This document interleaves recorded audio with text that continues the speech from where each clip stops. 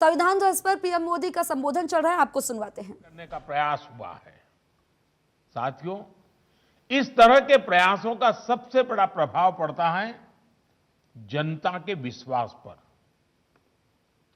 कठिन से कठिन समय में भी जनता की आस्था इन तीन अंगों पर बनी रहती है। ये हमने इन दिनों इस वैश्विक महामारी के समय भी बखूबी देखा है।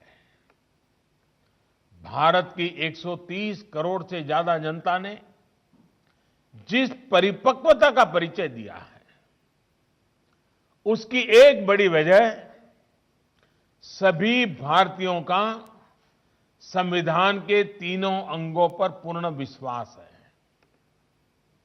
इस विश्वास को बढ़ाने के लिए निरंतर काम भी हुआ है। महामारी के इस समय में देश की संसद ने राष्ट्रहित से जुड़े कानूनों के लिए, आत्मनिर्भर भारत के लिए, महत्वपूर्ण कानूनों के लिए जो तत्परता और प्रतिबद्धता दिखाई है, वह भी अभूतपूर्व है।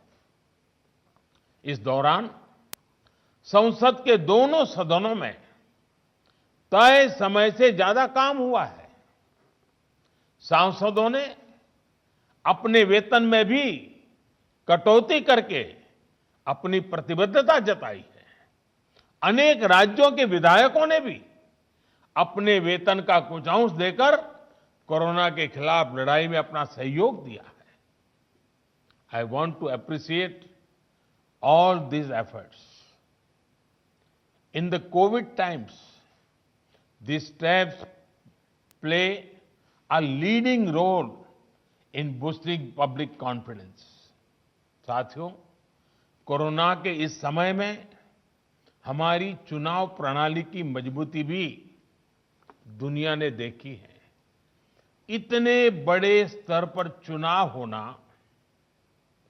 समय पर परिणाम आना, सुचारू रूप से नई सरकार का बनना, ये इतना भी आसान नहीं है।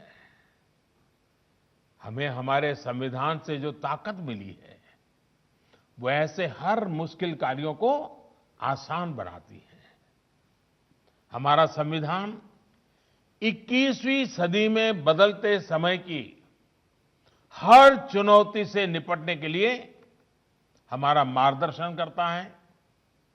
नई पीढ़ी के साथ उसका जुड़ाव बढ़े, ये दायित्व हम सभी पर है। आने वाले समय में संविधान 75 वर्ष की ओर तेज गति से आगे बढ़ रहा है। उसी प्रकार से आजाद भारत की 75 वर्ष का होना वाला है।